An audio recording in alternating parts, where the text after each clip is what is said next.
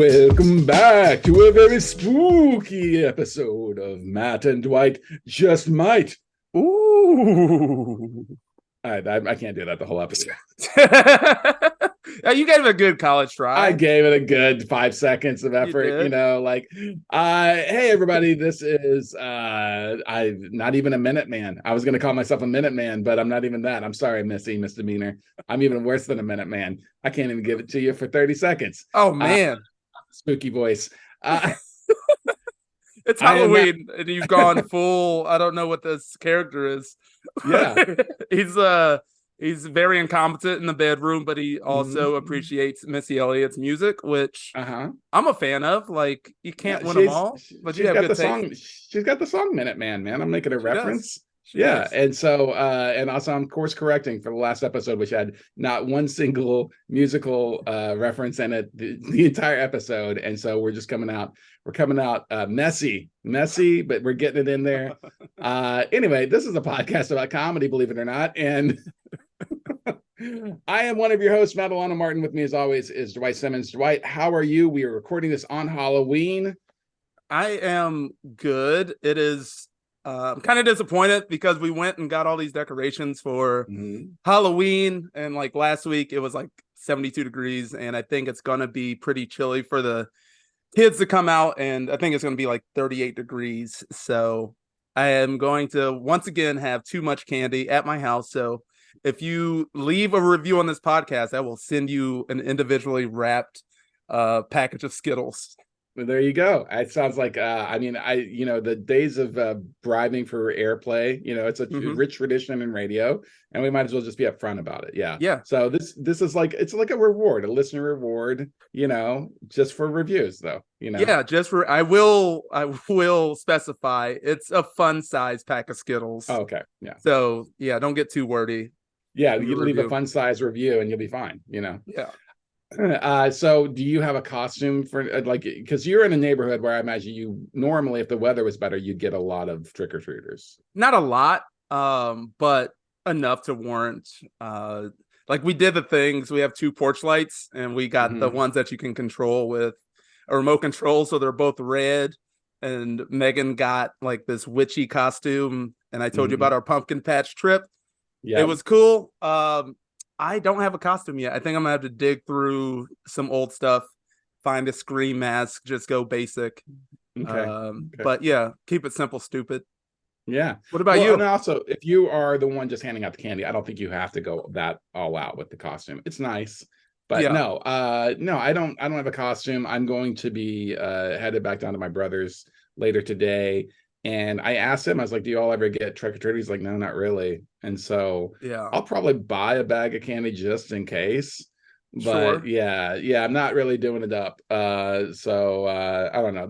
I think I'm also like, I can't remember the last time I put on a costume. I'm trying to remember. For like a party or anything?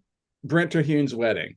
That's the last time I wore a costume, because he got married on Halloween. Of course. And the reception, the one rule for the reception is you had to be in costume. You were not allowed into the reception if you weren't in costume. Right. And so I think that's the last time that I got all decked out. Yeah. That's funny. Yeah, I'm past that. I was just in Iowa City, and that's a college campus, obviously. And I was driving from my hotel to the show. It was a late show, so it was like 9:30, and it was freezing outside. And I forgot, it's been a while since I've been on a college campus during Halloween, but there's so many groups of like 21-year-old girls like huddled together in nothing, walking to a bar, standing outside. It's like, y'all gonna catch a cold. Go inside. It reminds Put some goddamn clothes on. I did turn into an old man. I may not have been the right comedian for this. This gig. Put some goddamn clothes on. Was your show on campus? Yeah. Oh, okay. On campus. Right. Is that a Joystick Comedy Arcade? Okay, so I didn't realize I was on the campus. It's like, I don't know if it's like technically on campus, but it is. Like, it's right there. Yeah, it's right there, and it's a bar district, so there's just a bunch of heathens out. A bunch of heathens, Matt. And I forgot, and I was just dressed like I will any other time I get on stage to do comedy. And people looked at me like I was an idiot. I had a sweatshirt on, I had a jacket on, I was dressed appropriately for the weather. They're like, well, take it off, old man. The thing about the college girls like huddling together in their little dresses and everything, it reminds me of one of my favorite Sally Brooks jokes from early on in her career, where she would see that, and she just wants to yell out her car window, like, put on a coat, he'll still fuck you. Very true. Oh, yeah. Goddamn, I love Sally. Gets so right to this. Yeah, it's just like some real truism about the psychology of men there, ladies, in case you're wondering. Yeah. Yeah, coat's fine. Distilling life advice, as always, on this podcast. Yeah, that's what we do. I remembered I actually have dressed up in costume since Brent's wedding. I did last Halloween, or either last or 2 Halloweens ago. I can't remember now. Might have been last Halloween. I did Scott Easton's show, Epic Comedy Hour. Yes. And it was required that everybody had to be in costume. And so day of course, planning ahead. And I'm on the road too. And so I just went to a Spirit and I got literally the costume is supposed to be to dress up as Rebecca, the boss from Ted Lasso. But it literally was just a Richmond sock hat and Richmond scarf. And then I had like this little cardboard box thing about biscuits with the boss or whatever, which I didn't use. But I just wore the scarf and the hat, and I have like this powder blue like windbreaker rain jacket type thing. And so I just wore that, and my costume was I was an uncredited extra from Ted Lasso season 1. Yeah. That was my whole. I was like, and Scott's like, good enough. Yeah, you're pub extra. Yeah, exactly. Yeah, I'm the guy like, they missed that one. It's so true though. Like the waiting until last minute and then going to get a costume. Like I did that same show a couple years ago, Scott Easton show, and it was like a roast of Disney or something like that, and I got cast as Scrooge McDuck.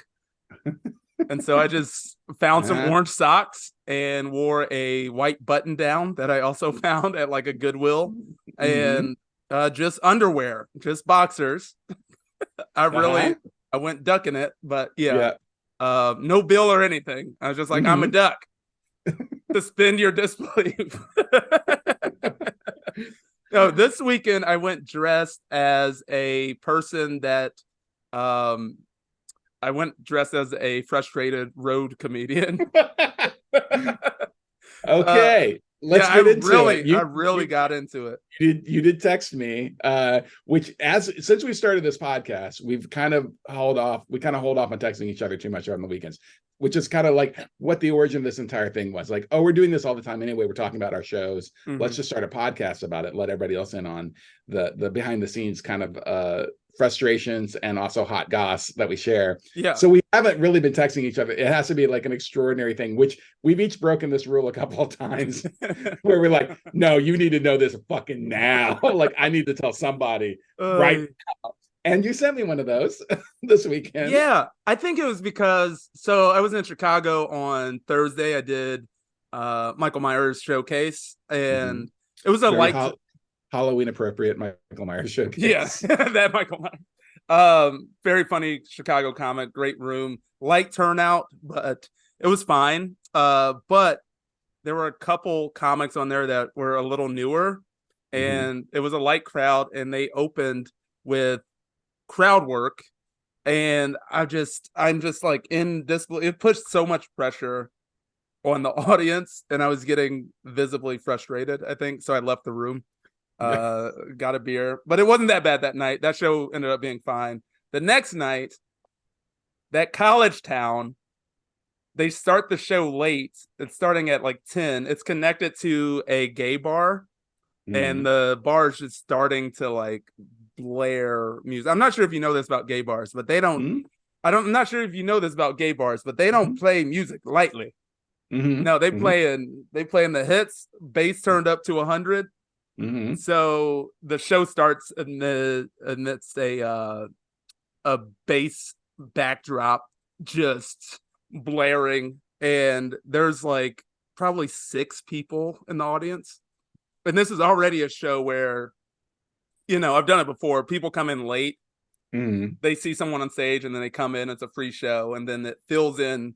Typically by the time that the headliner's on, it's a full room. But the host goes up and it's spread out. There's people like still at the bar in the back, like talking loudly. And then he just like, he comes up to me. He's like, all right, I'm gonna do like 5 minutes and then bring up the next comic. And he goes in, he goes up and he's like, anybody here have a dog? He's like asking questions and with like no joke associated with it. Does like wait, so let's just spot for a second. So all right, so he asked if anybody had a dog. So did anybody answer? Let's just step by step. Did anybody answer of the 6 people paying attention? No okay. one answered. And so he didn't then go into a joke. He just moved on to another question. I think he tried to do a joke, but like I said, there were like 6 people and it's spread out. No. Yeah, and it wasn't clearly like he had a dog joke, so he just went into the dog joke anyway. It was weird. Oh, man. Okay. Here's a fucking suggestion. Maybe start your set with a goddamn joke, y'all. Here, can I say that on this podcast? Yep. For fucking Jesus Christ. Salty Dwight getting those so mad. For us. I appreciate it. I was so mad because everyone was in like I just knew what was gonna happen. Like in between the 15 minutes that I watched this guy before I had to be up. And I just knew, like, I knew what was going to happen. Like, all these people were going to come in costume, start talking. It was going to be chaos. And that's exactly what happened. So I was just frustrated, like, technically, like, in a technical sense. Sometimes there's nothing you can do to win a room over, but, like, try. Give it a shot. Yeah. Come on.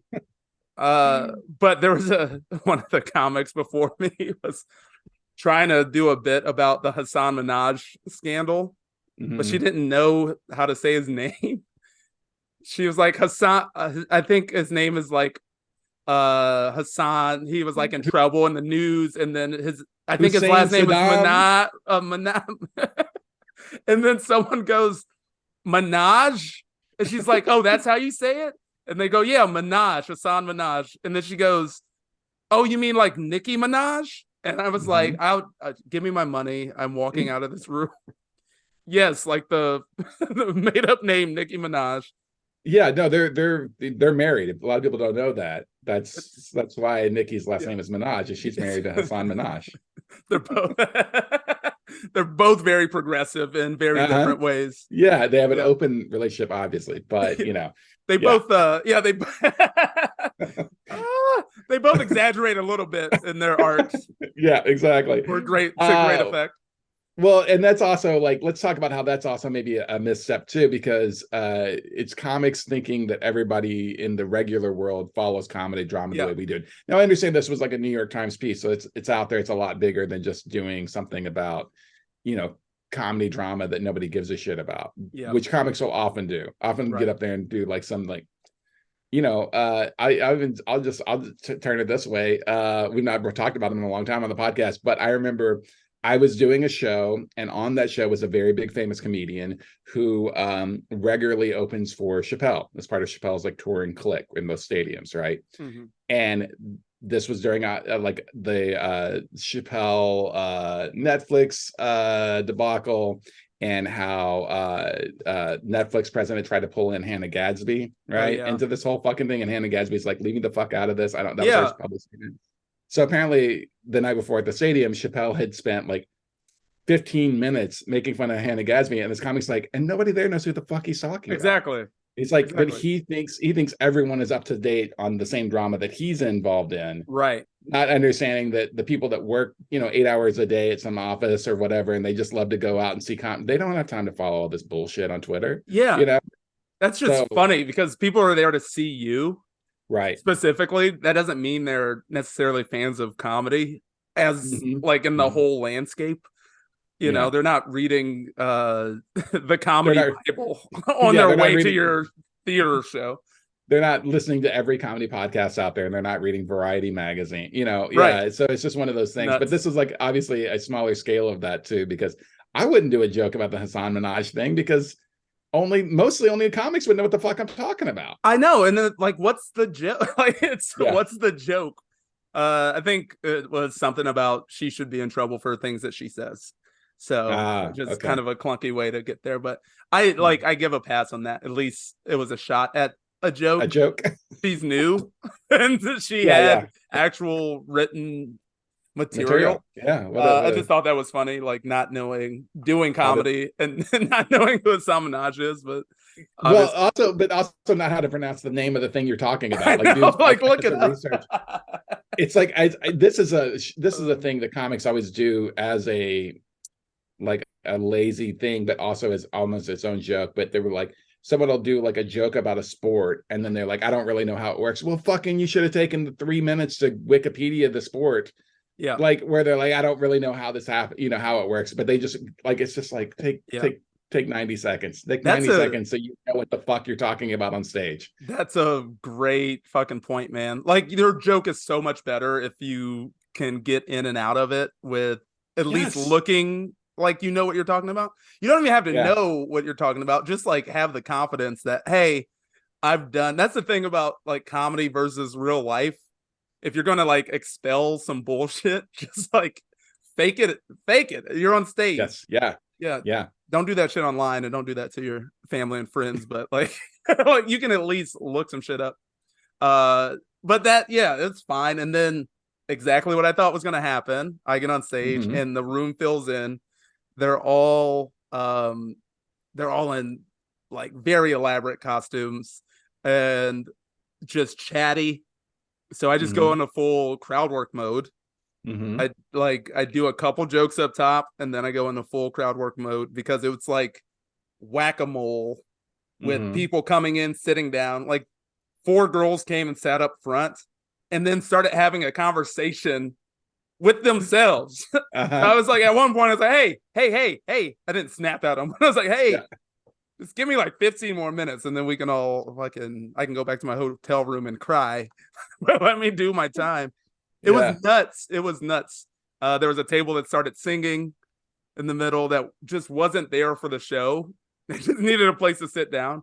And there was a couple that weren't in costume. They're about my age that came for the show specifically that were just so fucking frustrated. So I was trying to like wrangle this fucking cacophony, this group, just to give these people like a little bit of a show. But it was chaotic. Would not recommend doing a Halloween show on a college campus. Or let's talk about that, or maybe anywhere, because we even talked about the Chicago show was kind of light, on that. Like, I guess in some areas, some markets, it's probably just a bad idea. I mean, I don't know. I had shows this weekend, and they were good, but there was like kind of a celebrity headliner type person. And so I think that helped with the an online celebrity, I should say. And so but yeah, I'm trying to think if I've done other shows on Halloween. It just isn't a natural event for Halloween. People that are going to go out, they're going to go out and party and look at my costume, and right. So it could be one that we need to leave off the books. I've done like small town like Halloween themed shows, and those are like, well, yeah, because they got nothing to do. Yeah, exactly. The small town shows, anytime anything is happening, they're going to come out. So yeah, those are good. But I mean, yeah, I don't know. Like, maybe it's just this one bad experience. It was. I was just the whole night. I was like, at least let me see a young comic try. Oh yeah. And then it was just like, no, and none of them were even given it a shot. Oh, that's a bummer. But they gave me it paid fine. It paid okay. And they gave me so many free drink tickets. I just gave them away. I was like, I didn't even like audience members that you hated. Yeah. I didn't hang out. Yeah. it was about to turn up. It was about to turn up real nice. And I was like, let me get the fuck out of here. And then I went back to my hotel room, found a nice little dive bar, got some chicken tenders. And we've all done that. Felt like a comic again. Yeah, some fried food in your hotel bed. At least I'm gonna have some chicken tendies tonight, so it'll feel like I was at an actual comedy show. Yep. Yeah, you go in and you apologize for being there, being the last person to order before the kitchen closes in 10 minutes. So you overtip, and then you're Mhm. like, I'm so sorry. And then you Yeah. go, guilt eat. But yeah, that Oh was my man. weekend, man. That was my weekend. Yeah. God damn it. Guys, tell a joke to start the set. Just give it a shot. Give it a shot. Don't ask no questions. Because it happened in Chicago twice. Like 2 people did it. It was Mhm. like, and there's no joke associated. It's just like, hey, uh, anybody here a scientist? Like, what a weird. That's There had to be a joke there, right? not like he just. I think wanted a very specific answer, and if he didn't get it, the crowd work was just going to be him going, "Oh well, I guess I'm done with this." So Yeah. moving So along. let's. Yeah. That's So how what you is it? start your set. Yeah. It's Is crazy. That's yeah. bananas to me. Yeah. I'm irate. I can't handle it, Matt. I quit. No, I'm with you. Yeah. Well, we've talked about it before where, you know, several things. Like we've been talking recently about the epidemic of crowd work ruining live shows because everybody's trying to get reels. And I want you to know, like, I'm a good person because, as you know, I did wind up doing some crowd work this weekend, but it was the type of crowd work like I'm going to do this and then get right back into the joke, Yeah. or I had to deal with somebody yelling out. It was more of the second one Yeah. because good crowds, for the most part, good crowds, but every show there was like at least one table that was just like they wanted to be part of the show, right? Yeah. And I had to like to the point that they were interrupting my feature set, so I was like, all right, I'm going to have to just handle them real quick and get out of it. And I got a couple of really, really good ones. Mhm. And I was like, I could put these up online. Yeah, do it. But I didn't. No, because I'm not going to be on this podcast talking about how that's basically ruining comedy because it's training everybody to be hyping up. And so I was like, no, I'm just going to post the 2 Halloween jokes that I did because it's Halloween and That's watch very those funny, by the way. terrible numbers. Thank you very much. Thank you. Yeah. Those are jokes that I bring out, I dust off every year around Halloween time, and then they go right back in the drawer, Samesies. Well, Matt, are we gonna sell our souls or not? Like, No, how are we gonna? I decided not Move, to. Yeah. are we gonna move past the snowball mics for this podcast if one of us doesn't sell our soul? I don't Yeah. I don't know. I'm still torn on it, but yeah, I agree. Like, it should be a tool that you hone when necessary. Right. There's no real value as a comic to just seeking it out. Like, well, I think also mostly the other point I want to make, which we've talked about on here a lot, is at fucking definitely not as a host.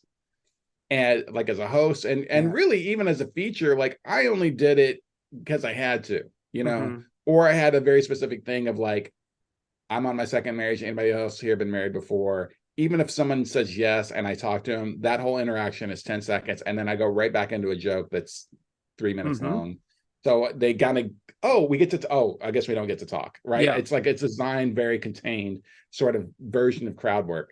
But yeah, the host coming out and doing crowd work is just, it's a cardinal sin. In a small audience, dude. Yeah. Anywhere. It's a cardinal sin. It's like, why are you talking to me? I just got here and it's only me sitting in the audience and this is too much pressure for one man. Yeah. So, I mean, I think that, I'm with you, like as a host particularly, or as any kind of younger comic coming up, like just do material. Yeah. Just do your goddamn material. And here's the other thing too. And put some clothes on, god damn it. Yeah. But also, I want to say this too, like, post your material. You want to post clips and get the luckiest thing that could happen to you is if one of your actual jokes goes viral. Yeah. Because guess what? You still get to do that joke. Just because it gets 2 million views on social media doesn't mean you can't do that joke anymore. Yeah. We have friends that have done Conan and The Tonight Show and things like that, and they still do some of those jokes every now and then when they feel like it, because not everybody's seen it. It doesn't matter. Right. So so stop doing crowd work reels and start posting your actual jokes if you have any. Maybe that's the other thing is like, oh, maybe you're not you're ashamed of your jokes. I don't know. Like maybe your jokes aren't going to hold up. Well, I don't want anyone to steal one of my jokes. That's the other argument, as they want anybody steal their material. That is that's somewhat valid. There those meme accounts, but like true. It does suck. I've seen it happen to actual comics. It sucks to see because Yeah. no one cares. Like the only comics care about stolen material. That's why people who steal jokes still get to tour after being called out because no one really cares. So that Yeah. shit sucks. But I don't know. Like people can steal your crowd work too. Like when we're watching it, it's just everyone's doing recycled crowd work. Like I don't know. That's a irrational fear because someone can be in the same room you are doing comedy in and steal your joke there. So it's an Exactly. occupational hazard. Yeah. And I can't remember now who it was that said this, but they talked about, if someone steals my joke, then I just write another joke. Yeah. Because that's the difference between someone who's a comic and someone who's just a thief, is like, I'll just go write something else. Like I'm continue to create, and I had it happen to me, not online in the big sense, but I did have a regional comic who I worked with all weekend long. Then the following Monday posted one of my jokes as if it was their own, like not on stage, but just like in tech. This is before everybody was putting clips up. They just like put it up as a hot tweet. Yeah. And I was like, yo, that's my opening joke that I did every show, these 5 shows we worked together. And then they were like, oh, well, it's parallel thinking. Anybody could have thought of this. And I was like, I agree. It's not the most clever fucking joke in the world. Anybody could have thought of that. But I you know, saw me. I know for sure where you thought of it. Like I know how you thought of it. You heard it repeated 5 times, And then that's a good take on that. That's a good take on that. I think that's my take now too. Yeah. I agree. I agree with that. And so therefore I get to do it. I get to do that joke because I agree with it. And I have a Twitter account. And so it's my joke now. Yeah, I think as like especially like starting out, it's normal for that sort of thing to happen. Like parallel thinking or just getting in like a territory battle with like a lot of times it's like popular news or it's like political or something shit like that. Like I don't know what your joke was, but like you said, never be so tied down to one joke. Just write another one, move on. Like I remember when I was doing a bit about white black guy. Thank God I got it on video. Because like I saw like 6 other comics do jokes like that. But I was like, mine was timestamped and I had it on video. And I was like, all right.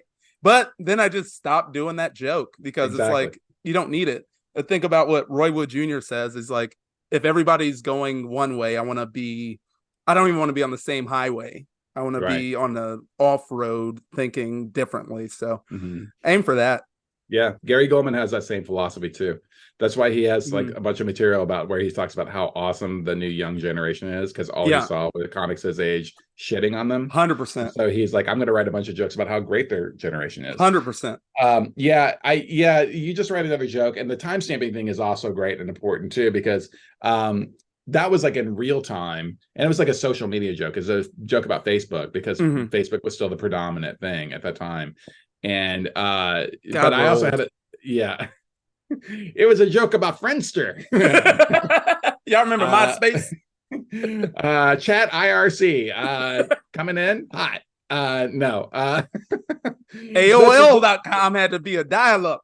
Dude, this is gonna be our version because there were guys when we started off and you were young, you were actually young, and I was like somewhat young when we started off comedy. There were guys in their 50s that their entire act was like, y'all remember Big Wheels? And if you were really fly, you had the green machine. Right? That's their entire act. They had no jokes. It was just like, y'all remember? And that's what we're going to be. We're going to be Gen X version. I'm going to be Gen X. You're going to be like, are you a Gen X or are you I'm a millennial. You're a millennial. Yeah. We'll have a version of it. Yeah. Like, back in my day, video game controllers had one button. y'all remember Y2K? Oh, that K was for crazy. All right. Love that band. Yeah. Anyway, no, I had another one get stolen, but I had already put it out on the album, and the person who stole the bit also had seen me do it live a couple of times. Yeah. And whether or not they remembered it or not, because it was years later, but I had a comic go, yo, so-and-so is doing your bit. They Yeah. named the bit, and I was like, oh, that's been on an album and that's been out for like a year and a half. Yeah. So I'm good. Receipts, Like baby. it's Yeah. just like, yeah, it's like, all right, okay. Yeah. So I'm gonna put in the chat who it was. So That's just funny. because the comic is solid is arguably much bigger than me. Dear God. Yeah, that's not arguable. He's bigger than Yeah. both of us. Well, okay. Yeah, no, like it's wild how much that person gets. But I saw earlier this year two comics in my seed threaten each other over a Harry Potter joke. I love this. This is one of my favorite moments in comedy all of last year. Outrageous. Like someone posted a clip of them doing a Harry Potter joke and then legit got I'm coming to your show tonight. We're gonna handle this like men, like a death threat damn near. Like what?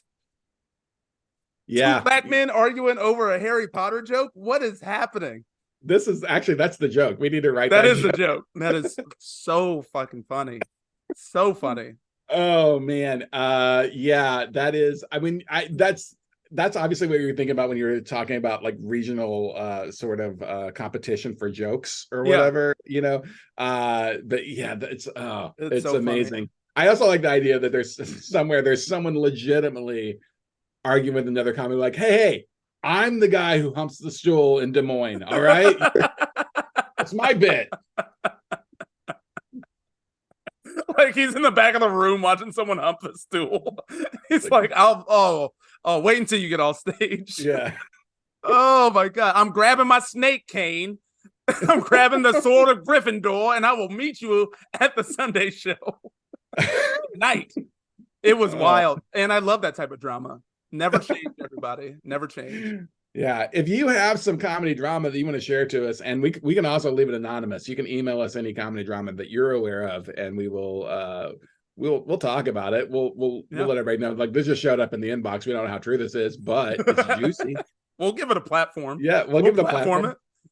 You know, comedy gossip, conspiracy theories, like whatever. We'll give you that platform. No fact checking at all on this podcast. You can do that at our email account, which is MatandDwight@gmail.com, MatandDwight@gmail.com. We do not have a question of the week. You can also send legitimate questions there too if you want, but we didn't have a question of the week, so we'll just keep it rolling because I think we're on a good one here. Yeah, it's good. It's pretty good. I think, people send me questions, but they're all the same. How do I get into the Comedy Attic? So I don't know, guys. Get into Limestone and then buy a ticket, walk through the door. I don't know. Yeah, that's how you do it. That's how you get in that building. That's how you get into that building.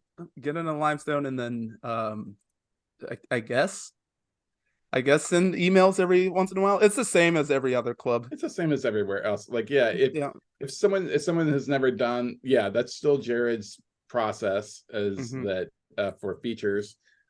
He draws from people who got into Limestone, so he uses that as sort of a for the most part, like there's been some people that have gotten in without doing it, like that he has seen them at the open mic and like them, but he'll also get vouchers for those people. Like I've definitely got a text message like, hey, so and so's at the open mic and they're really good, what do you think about them, because I think I could use them for this show or whatever. But mostly he's pulling from that Limestone group. And so that would be one way. And then if you are a former Limestone person that hasn't been able to work the attic, you got to just stay on them.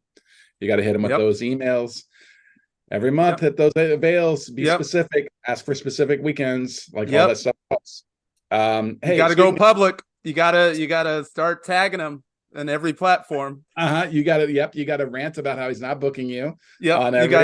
You gotta say what city you're from and say you're the funniest person in that city. And then you in all caps type last chance. That's a threat.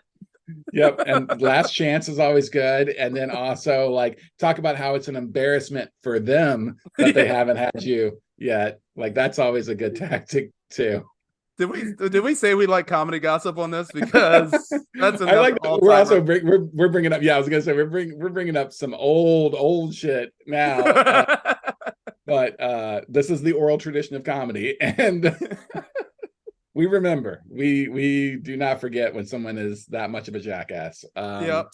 In case you could not tell by our tones, do not do those last couple of things that we said. Those were all done by a very dumb person in an attempt. Not even, it wasn't even the attic. They were trying to get into something else, and they were just throwing. Let's call it a D club that they were trying to get into. Yep.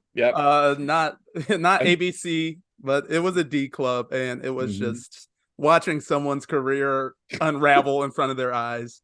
Yeah, in front of all of our eyes, and that's when comics talk shit. We gossip, so it's just like everyone's getting the same like Facebook Messenger screenshot. We're getting the same screenshots over. Do you believe this shit? Like, oh, okay, that's good. Yeah. So I will talk about my weekend. My weekend real quick though. I was at Skyline Comedy Club, which is a Bark entertainment venue, and we talked about this last week. How they have recently changed up their booking policy by doing this, basically a form that you fill out. And I filled out the form, and literally the next day they're like, "Cool, you like, I know you just said you were available this next weekend, but."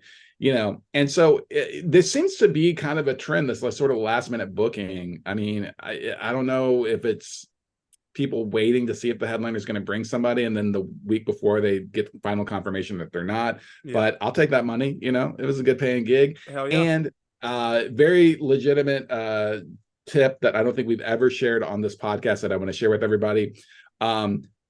I've talked before about how I have my car camping set up. I could have done that, but I also have a friend, Kristen Lighty, great comic who lives in Green Bay, which is about 30 minutes away from Appleton, where this comedy club is. And was, as soon as I told her I was coming, she was like, "Oh, I've got a guest room, just come stay with me." So I took the hotel buyout.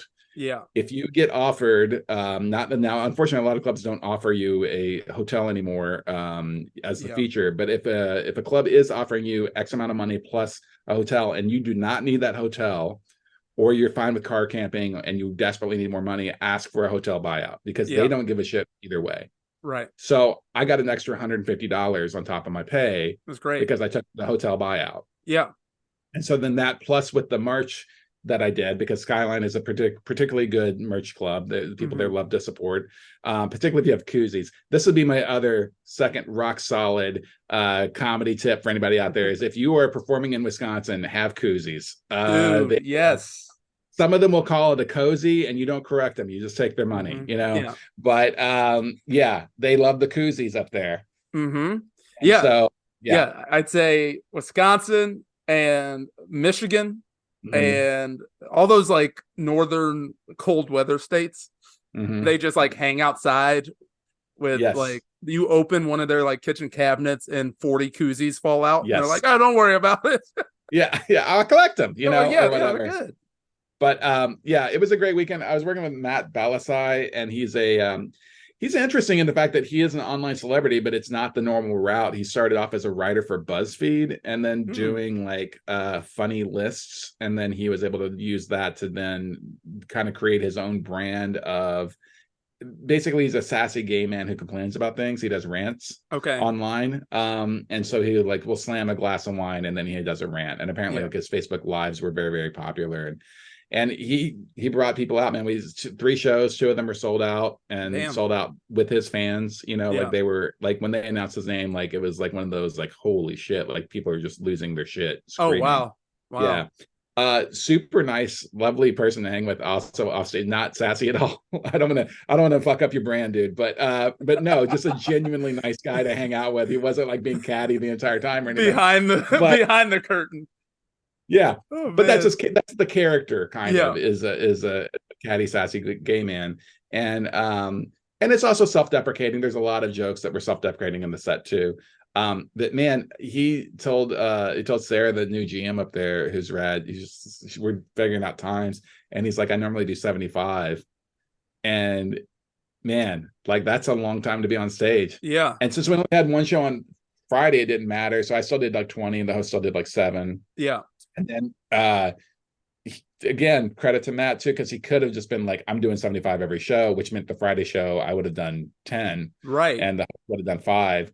But he just like he did 60, he scaled back what he did on the Okay. early show, Yeah. so that we could still do our times the way that we had been doing them. And then the late show, he did another probably like 75 minutes. Oh, He that's actually rad. went more than 75 on Friday because people were feeling it so much. Like he was having a hot one and they were into it. That's And awesome. so yeah, so but by the end of it, after the little video plays, the host, me, and then his set, and him going long on top of the 75 on that Friday night show. Yeah. That show clocked in a little over 2 hours long. Ooh. Yeah. Give the people what they pay for. But yeah, exactly. People got their money's worth for sure, man. But again, and no one, it wasn't like people were getting him and walking. I've been to shows that have run that long where people are like, I gotta go. I got a babysitter and fuck this. And I didn't think that was gonna be here for this long. Didn't happen at all. And his fans were like great and bought a ton of merch. He's also big ups to Matt for not having merch. It's the perfect headliner. The perfect headliner is one who packs a room but does not bring any merch. And so then you as a feature can clean up, my friend. Yes, sir. And he did the thing where he stood in front of the step and repeat and did photos with everybody. So then they're literally just lined up waiting in front of them. I love table. it. And they're like, hey, I mean, while you're here, you want to give me a couple dollars, So it was a very good weekend. Yeah, it was a good weekend and a good hang. And then got to see Kristen. She had shows too, so I didn't get to see her that much, but we did catch up a bit, and that was good too. So yeah, man, I had the opposite weekend of you, I guess. I know, man. You over here stunting on me? Sorry. Oh, that's great. I love that, man. It's cool to have a headliner that's at least aware of the people they're performing with, because you have to see them at least for 2 days. Not everybody would do that. Not everybody would be like, no, I'm gonna scale back my show. Right. But it's weird. I think I said this. It's like at that point you're doing 75 minutes. Either do a 2-man show or just do a 1-person show. Like yeah. I mean, I'm glad that they didn't, obviously, and I think to my understanding of it was like I don't think that the Bark Entertainment booker knew that he was going to be doing that much time. Right. Just thought, oh, he's going to do 45 to an hour like a regular headliner spot, and I'm glad they didn't do a 2-man show because, like, I mean, if it'd been a 2-man show, I would have made more money because that's exactly what I did with Giannis Pappas at Summit City, right? They didn't have, they've eliminated, but also, like, to me, that's bad overall for comedy. It's bad for your comedy scene. This was the host Kate's first weekend. She was a local comic. It was her first weekend hosting on the weekend. Like, she had been, doing the open mic and stuff like that for the last couple of years. So big deal for her, So I'm glad that they didn't do that, but I think if they had known that he's doing 75 minutes, they would have just made it a 2-person show, and either I wouldn't have got the weekend or Kate wouldn't have got the weekend. They would have just brought me up to do the same thing I did with Giannis. And, so I'm glad it worked out the way it did, but yeah, that's a lot. Yeah. That's I'm tired just thinking of it. Yeah. But I mean, if it's your people, it's a different feel. So exactly. I mean, when I toured with Ralphie May, he would do 2 hours, but it was a 2-man show. I would do 30 and he would do, so that's a 2.5-hour show. Ooh. But they're theaters, which is a little bit different. And then so there's no turning the room over. It's one show each night, And then also, like, he had the justification of it. It's like, and he would say this on stage sometimes. He would like, I understand, I have a working class fan base. Most of you probably had to work 2 hours to afford these tickets. So I'm going to give you 2 hours. He's like, if you got to get up and go, your babysitter's, time's running out with your babysitter or whatever. I understand, but I'm going to give you another. And he would say this at like the hour mark or whatever. I'm going to give you some more time. He would just say, I'd give you some more time. Yeah. Them not knowing that it was going to be a full other hour. Right. Like, all right, I can stay for another 2 jokes. Another 15, 20? Oh, okay. All right. Yeah. Well, that's so much. My car just got towed, but okay. All right. That's so much more considerate than the Sinbad. All right. I did 90 minutes, but I'm gonna bring the band back out, and then I'm coming back out after the band. Like, he does a whole afternoon. The show starts at 2 after people went to church, and then by 7 he's like, all right, he's like, people are falling asleep in the audience. They come to, he's back on stage. Man, Good I mean, God. kind of almost want to see that just to see it, with the Just band and everything. marathon. Like, Yeah. yeah. I mean, it would gotta be cool. It's like his Yeah, own, he's a traveling music right. comedy Yeah, festival. because he also plays bass, right? And so he'll get up there and play Yeah. too. He'll get Yeah. up there and play and then Mm. do crowd work. And it's Just very funny. yeah. Fun fact about Sinbad, he's never bombed. And Yeah. Him and Cosby never bombed. yep, it's just That's it. Where you at this week? This week I am getting out of the Midwest. On Thursday, I'm going to be at Pittsburgh, Pennsylvania at Good Enough Comedy at the Bryant Street Barbershop, Oh, dope. which is Shannon Norman's show. It's a really, really amazing show for like being in an alternate space and everything. It's his barbershop that he helps run, that he's a barber at. Yeah. He's one of the partners in. And he just decided, and so it's a tiny little space, man. Like I think you only get like 20 people in there, but it's always just the most fun. It's so good. So I'll be there on November 2nd on Thursday, but then on the 3rd and the 4th, I'm headlining Kazi's in Newport News, Virginia, the oldest comedy club in the state of Virginia. Very excited to be back there. This is one of those things where originally I was going to build a big full run around all this, but then when my brother got sick and all that kind of stuff happened, I just stopped booking. I just stopped booking until the last couple of weeks or so ago when he got good enough that he could be left alone for a couple of days or whatever. And so it's gonna be a long ass drive back from Virginia. Yeah. With no shows. That's not a fun one either. Yeah. So anyway, so a lot of time in the car with the podcast, the music and the gas station stops, but it's all good. Are you ritualistic? Do you have like, all right, I'm going to leave early, so I'm going to start with a podcast? Like, I like to have some music in the morning or like to finish the drive. Yeah, I'm the same. Like, podcast is in the middle of the drive to kind of get me over the hump. It's music. It's always music to start with.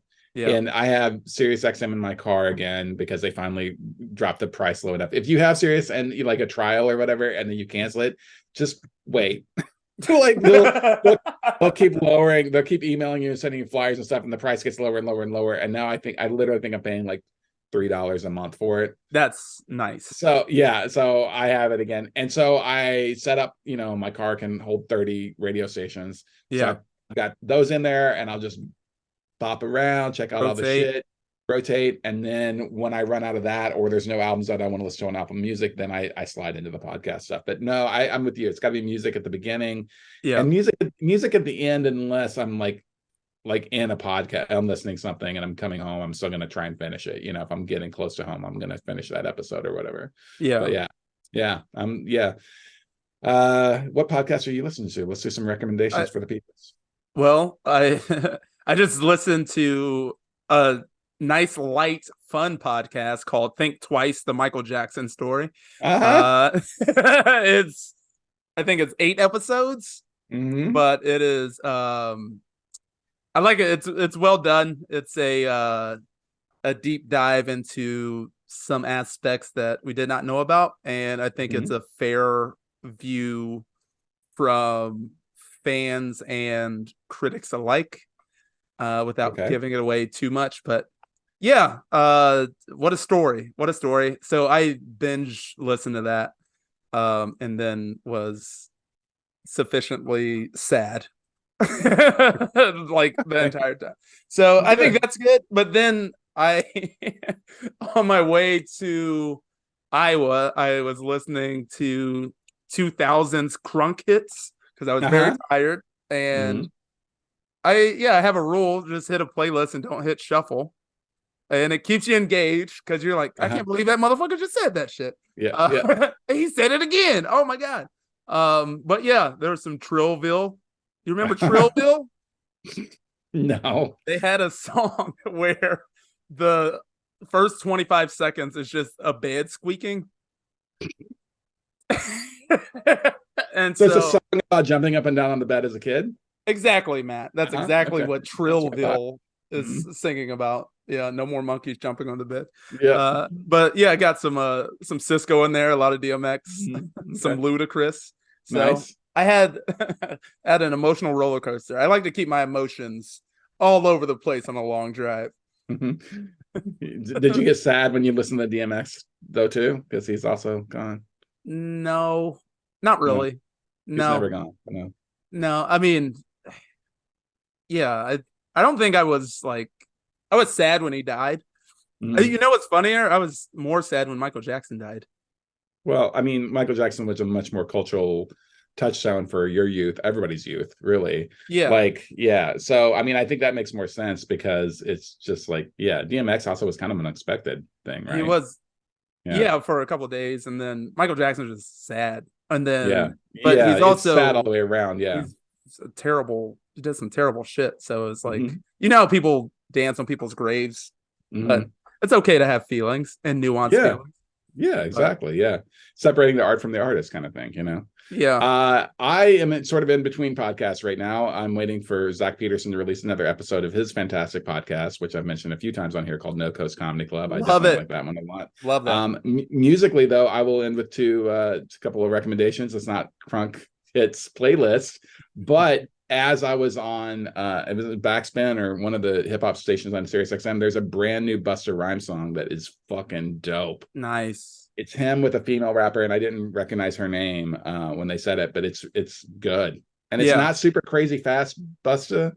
It's yeah, kind of like more of a mid-tempo thing, but he has like all the super crazy like rhymes turning in on themselves, yep, like technical skill that he's always had. Like it was refreshing because at first I was like, oh shit, I never heard this song before, and yeah. I was like, oh, this is why, because it's new. Oh, Got new okay, shit. all right, you got the new That's shit. just, I saw Yeah. Busta with Wu-Tang and Nas Mhm. this year. He's still great. He's Yeah. still very good and technical and puts on one hell of a show. So go Yeah. see Right. Busta if he's in your city. Go see Busta, unless we're doing comedy opposite him, in which case don't go see him. Come see us. That is the most us thing. Yeah, where are you at this next weekend? Right, where are you at next weekend? I've got a full week off, Okay. which is nice. And then next week I am going to Springdale, Arkansas to do black apple cider. It's a show in Springdale, Arkansas that's very good. I've done it before. I'm Hmm. blanking on the name, but it's on my website. And then on the 10th and 11th, I'll be in St. Louis for the Flyover Fest Comedy Festival, doing a couple sets there. And then a couple more I want to plug further out. On the 15th, I'm at the White Rabbit Cabaret. And then the 17th and 18th of November, I will be headlining the Comedy Attic in Bloomington. Very excited. So go to DwightSimmons.com and you can get tickets. Yeah, and if you're one of those comics who's wondering how to get into the comedy attic, just ask Dwight to bring you. Just hit He's him up. tried and true. Just hit him up. You know, Yeah. like Send me your best crowd work clip and say, do you want this to happen in front of you? That's how you do it. Yep, that is how you do it. Hey, everybody, thanks for checking out another episode of Matt and Dwight Just Might. We appreciate you guys coming through, and leave us a little rate and review if you want. We haven't asked about that in a while. If you want to put that out there, that'd be cool. Leave us a review, rate us, and also tell people. That's the biggest thing. If you like this podcast, if you think it's a fun little dalliance into the two lives of comedians in the Midwest trying to figure it out, tell somebody about it. We would appreciate that. And as always, you can send us questions or any comedy gossip or anything else at our email account, which is MatandDwight@gmail.com, MatandDwight@gmail.com. Dwight, can you give us a little bit of that Trillville? Just give us a little Trillville to go out, okay? What it is, ho. Start your sets with a goddamn joke. What's up?